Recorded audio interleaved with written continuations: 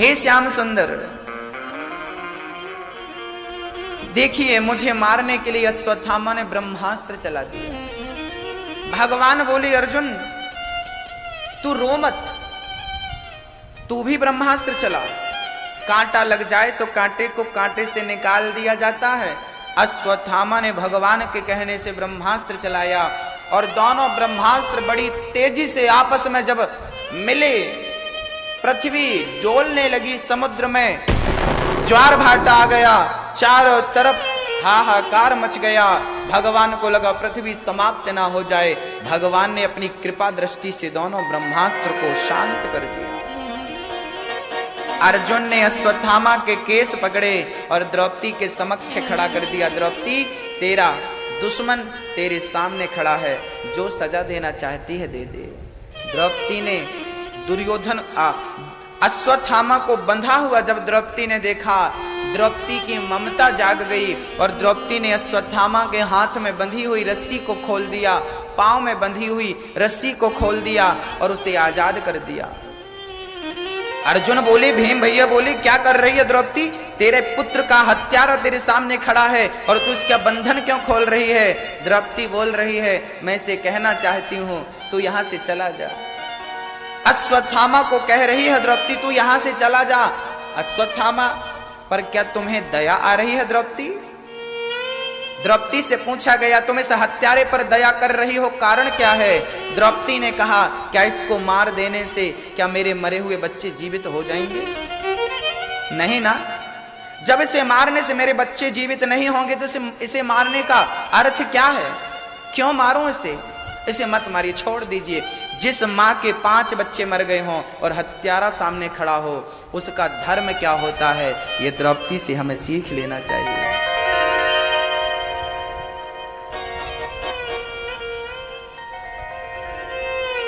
दया, बताइए मेरी माँ, यदि दया ना होती तो क्या होता?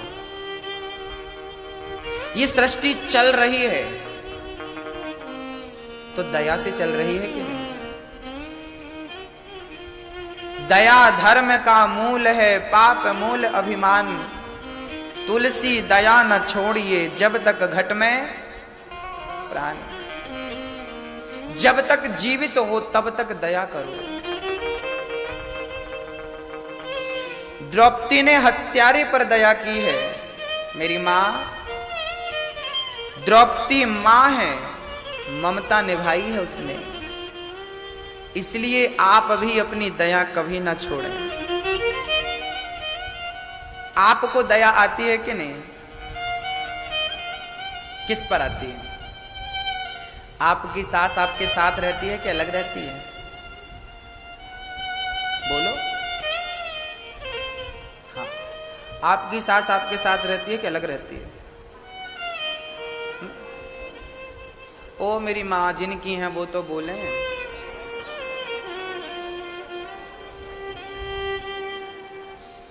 बहुतों की सास अलग रहती है बहू से। बहुतों की सास का चूल्हा यहां है, बहू का चूल्हा यहां है।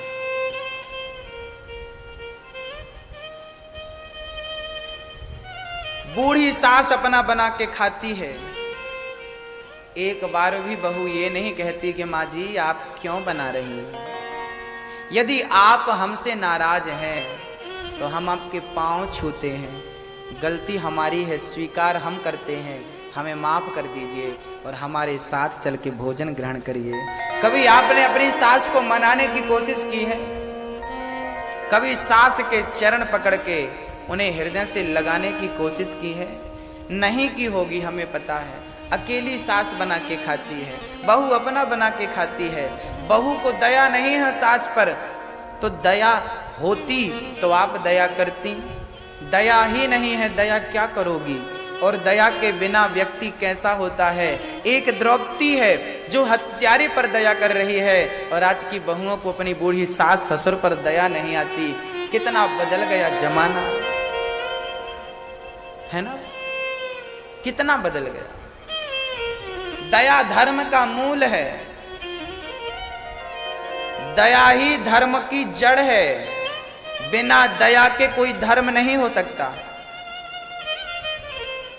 धर्मात्मा बनना चाहते हैं हम लोग, लेकिन ये भूल जाते हैं कि धर्मात्मा वही हो सकता है जिसके हृदय में दया कूट कूट के भरी हो। दया करिए, गैरों पर मत करिए तो अपनों पर तो करिए। एक घर में 4 सदस्य हैं और चारों ने चारों तरफ मुंह कर रखा है। एक यहां जाता है, एक यहां जाता है, एक ही घर है लेकिन चारों अलग हैं। जब आप अपने परिवार के लोगों का दिल नहीं जीत पाए, जब आप अपने परिवार के सदस्यों पर अपने प्रेम का, अपनी सेवा का जादू नहीं दिखा पाए, तो आपकी सेवा का जादू भगवान को कैसे राज आएगा, कैसे पसंद आएगा। सेवा करिए अपने सास ससुर की। रूठ गई सास, अरे मेरी सास बहुत गाली देती है महाराज, क्या करूं। कोई बात नहीं, सास का काम गाली देना है, सास को गाली देने दो, तुम पांव दबाओ, उसके पांव दबाओ। सास तुम्हारी बुराई करे करने दो, कुछ कहे कहने दो, पर आप अपना धर्म मत छोड़िए। क्यों? क्योंकि उसके गुनाहों का फल उसे मिलेगा, तुम्हारी भलाई और अच्छाई का फल तुम्हें मिलेगा। उसका वो जाने, मेरा मैं जानू। एक संत जी थे, नाम था एकनाथ। एकनाथ जी गंगा स्नान करने गए हरिद्वार। गंगा नहा के ऊपर आए ही थे कि एक दुष्ट खड़ा था, थूक दिया यहां पर। संत जी पुनः वापस गए, गंगा में फिर डुबकी लगाई और साफ किया। एकनाथ जी फिर स्नान करके ऊपर आए, दुष्ट ने मुख में थूक दिया। संत जी ने फिर स्नान किया। तीसरी बार वो स्नान करके आए, दुष्ट ने पीठ में थूक दिया। ऐसे करते करते एकनाथ जी के ऊपर उस दुष्ट ने 100 बार थूका, 100 बार थूका। लेकिन 100 बार में भी एकनाथ को क्रोध नहीं आया। दुष्ट अपनी दुष्टता नहीं छोड़ रहा है, तो क्या सज्जन को अपनी सज्जनता छोड़ देनी चाहिए? यही मेरी समझदारी का परिचय है क्या? यही मेरे संस्कारों का परिचय है क्या? ना मेरी मां, दुष्ट अपनी दुष्टता पर अटल है, दुष्ट अपनी दुष्टता को नहीं छोड़ता, तो मैं भला सज्जन व्यक्ति अपनी सज्जनता को कैसे छोड़ दूं? 100 बार उसने थूका और बाद में जब 100 बार भी महात्मा जी ने कोई जवाब नहीं दिया और गंगा नहाए, उस दुष्ट की आत्मा जवाब दे गई। हृदय परिवर्तित हो गया, हृदय परिवर्तित हुआ, महात्मा के चरणों में गिर पड़ा। महाराज बड़ा पापी हूं, मैंने आप पर अपराध किया, आपको क्रोध नहीं आया, आप बड़े संत हो, मेरा अपराध क्षमा करो। महात्मा जी ने उसे नमस्कार किया। भैया तू परेशान मत हो, आज तेरे कारण मुझे 100 बार गंगा दर्शन का और स्नान का फल मिला। क्या चाहिए? मैं कभी 100 बार गंगा स्नान नहीं कर सकता था, लेकिन तेरे कारण आज मैंने 100 बार गंगा स्नान किया, तेरे कारण मुझे 100 बार गंगा मिल गई। और क्या चाहिए? दया धर्म का मूल है, पाप मूल अभिमान। दया कभी मत छोड़ो।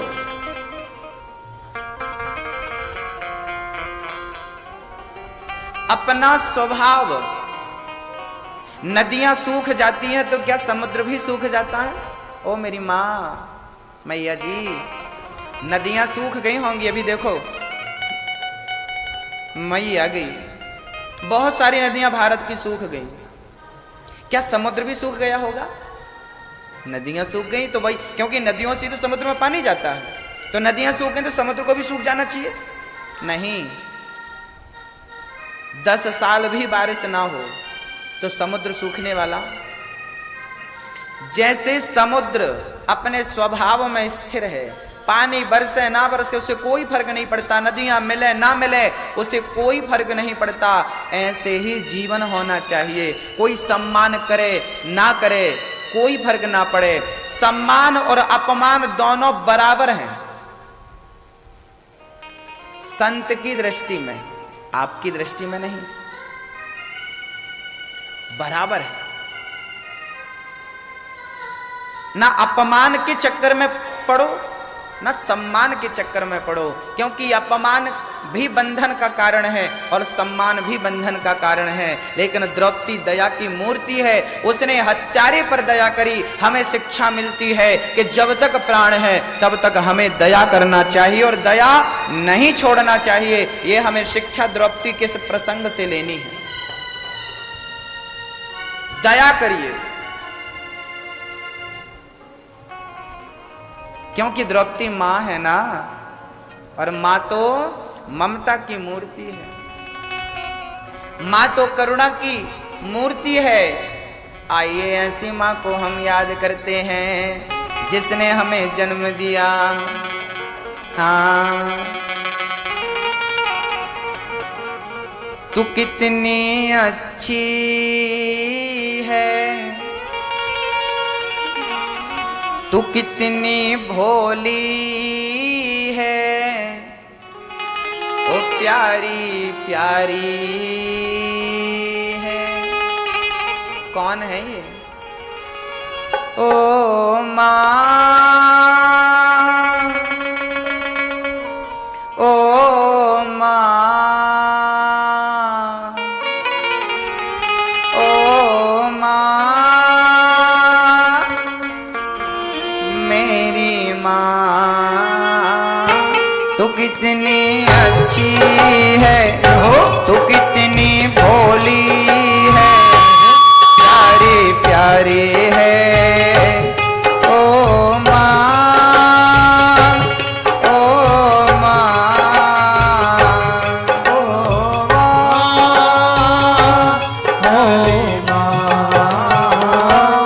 ये जो दुनिया है ये बन है कांटों का, तो फुलवारी है। ओ माँ, ओ माँ, प्यारी माँ।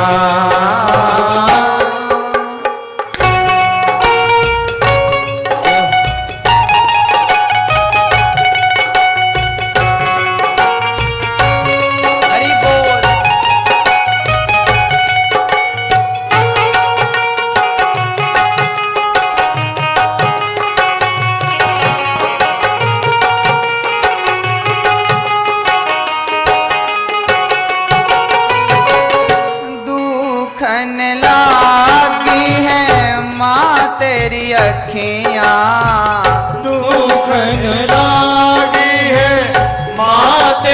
अखियाँ, मेरे लिए जागी है तू सारी सारी रतियाँ। मेरी निंदिया पे ओ अपनी निंदिया भी तूने वारी है। ओ माँ, ओ माँ, ओ माँ, प्यारी माँ।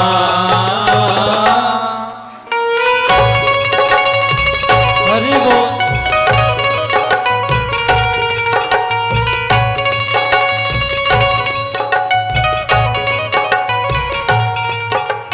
दोनों हाथ उठाइए अपनी माँ के लिए और कहिए कि माँ की आंखों में कभी आंसू नहीं आने देंगे।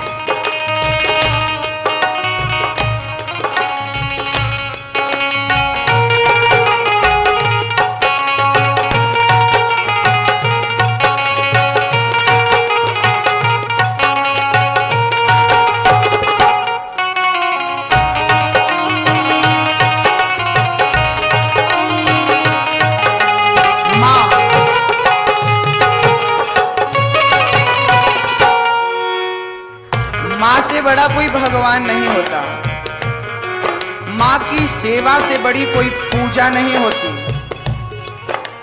माँ रोती है अपने बच्चों के लिए, कमाती है अपने बच्चों के लिए, भगवान से प्रार्थना करती है अपने बच्चों के लिए, और वही बच्चे बड़े होकर क्या करते हैं? माँ बाप को छोड़ देते हैं। अरे माँ चलती फिरती भगवान है, ऐसे भगवान की आरती उतारनी चाहिए। लेके पूजा की थाली जोत मन की जगाली, तेरी आरती उतारूं भोली माँ। तू जो दे दे सहारा सुख जीवन का सारा, तेरे चरणों पे वारूं भोली माँ। ओ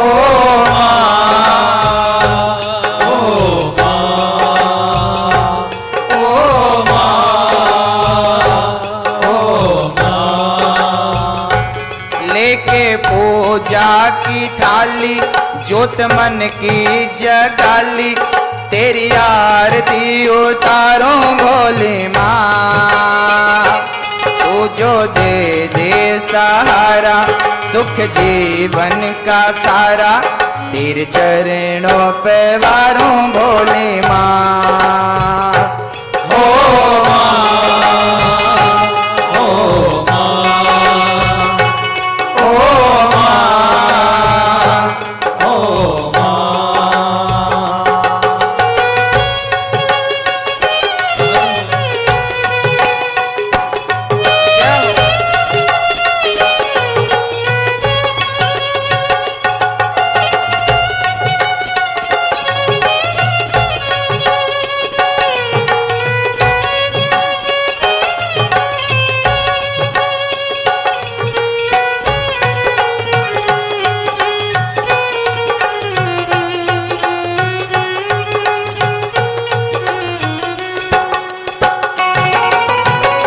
अपना नहीं तुझे सुख दुख कोई, अपना नहीं तुझे सुख दुख कोई, अपना नहीं तुझे सुख दुख कोई, अपना नहीं तुझे सुख दुख कोई। मैं मुस्काया तू मुस्काए, मैं रोया तू रोई, मेरे हंसने पे ओ मेरे रोने पे तू बलिहारी है। ओ माँ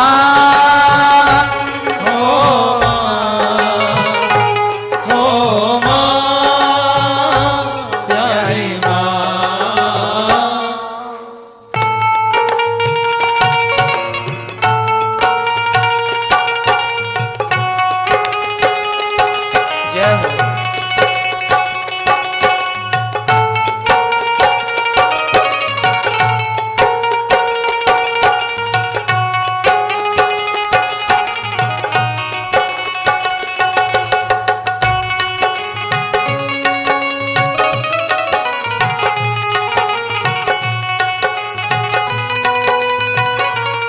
माँ से बड़ी ममता क्या होगी? माँ से अच्छा मित्र कौन होगा? माँ से अधिक शुभ चिंतक हमारा कौन होगा? जो था वरदान उसे अभिशाप समझ बैठे, सामने था पुण्य उसे पाप समझ बैठे। अरे पहले तो माँ बाप को ही भगवान समझते थे, पहले तो माँ बाप को ही भगवान समझते थे, आज पैसे को ही भगवान समझ बैठे। बड़ी विडंबना है। कहते हैं माँ की दुआ कभी खाली नहीं जाती, और ये बात भगवान से भी टाली नहीं जाती। बर्तन मांझ कर 4 बच्चों का पेट भर देती है वो माँ, पर उन 4 बच्चों से एक बूढ़ी माँ पाली नहीं जाती। खुशियों का दिन आया है, जो मांगा वो पाया है। आज मुझे मेरी माँ ने बेटा कह के बुलाया मेरी माँ, मेरी माँ, मेरी माँ, मेरी माँ, मेरी माँ, मेरी माँ,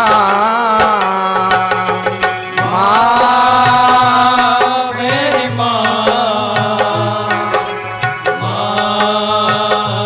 मेरी माँ, खुशियों का दिन आया है, जो मांगा वो पाया है। आज मुझे मेरी माँ ने बेटा कह के बुलाया मेरी माँ, मेरी माँ, मेरी माँ, मेरी माँ, माँ, मेरी माँ,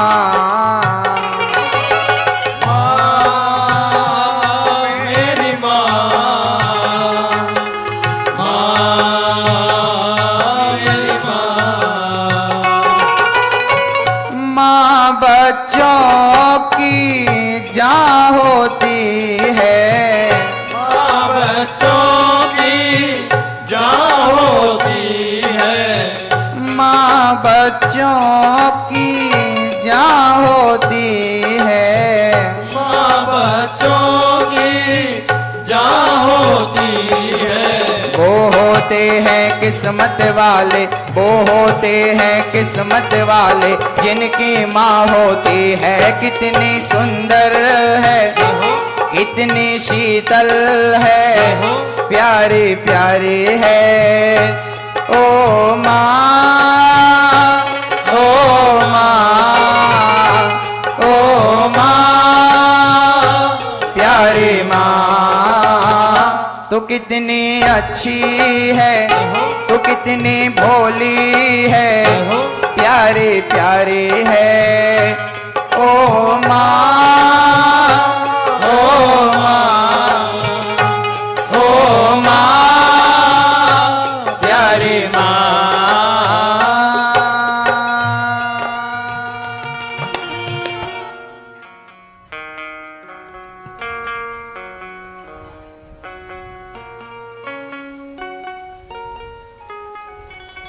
मुझे इस दुनिया में लाया, मुझे बोल न चल न सिखाया। ओ मात पिता तुम्हें वंदन, मैंने किस्मत से तुम्हें पाया। ओ मात पिता तुम्हें वंदन, मैंने किस्मत से तुम्हें पाया। पूजा है तुझको, पूजेंगे हरदम, माँ के ही अर्पण है ये मेरा जीवन। मेरी माँ एक मंदिर है और ममता पूजा है, एक वो ही भगवन है और कोई न दूजा है। ये मेरी कहानी है, प्यारी जिंदगानी है। आज हूँ मैं जो कुछ भी, मेहरबानी तेरी है। पूजा है तुझको, पूजेंगे हरदम, माँ के ही अर्पण है ये मेरा जीवन। मेरी माँ एक मंदिर है और ममता पूजा है, एक वो ही भगवन है और कोई न दूजा है। ये मेरी कहानी है, प्यारी जिंदगानी है। माँ मेरी माँ, माँ मेरी माँ। माँ से बड़ा भगवान होता है मुझे नहीं पता, इसलिए जो मूर्ति है ना करुणा की, ममता की, वो माँ है, पिता है, और इससे बड़ा कोई है नहीं जानता। नारण्यम जान नहीं वो जाने न जाने, मैं नहीं जानता। श्री सूत जी महाराज कहते हैं, द्रौपदी के हृदय की करुणा जाग गई। ऐसी करुणा, ऐसी करुणा, हत्यारे को क्षमा करती है द्रौपदी।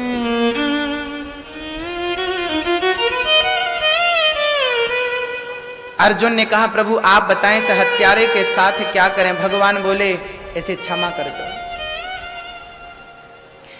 ब्रह्म बंधुर्न हंतव्य आतताई वधारण मयैवो भयनाम। श्री भगवान कहते हैं ब्रह्म बंधुर्न हंतव्य आतताई वधारण और मयैवो भयमामनातम परिपाहि अनुशासनम। ब्राह्मण को कभी मारना नहीं चाहिए, आताताई को कभी छोड़ना नहीं चाहिए। ये जाति से ब्राह्मण है, कर्मों से आताताई है, इसलिए मार भी दो छोड़ भी दो। अर्जुन बोले प्रभु क्या कह रहे हो, मार भी दो छोड़ भी दो, कुछ समझ में नहीं आया। तब भगवान कहते हैं आप जानो। अर्जुन ने अश्वत्थामा के सर में लगी मणि को छीन लिया और अश्वत्थामा को धक्के देकर नगर से निकाल दिया। अपनों से बड़ों का अपमान ही उन्हें मार देने के समान होता है, मृत्यु दंड के समान होता है।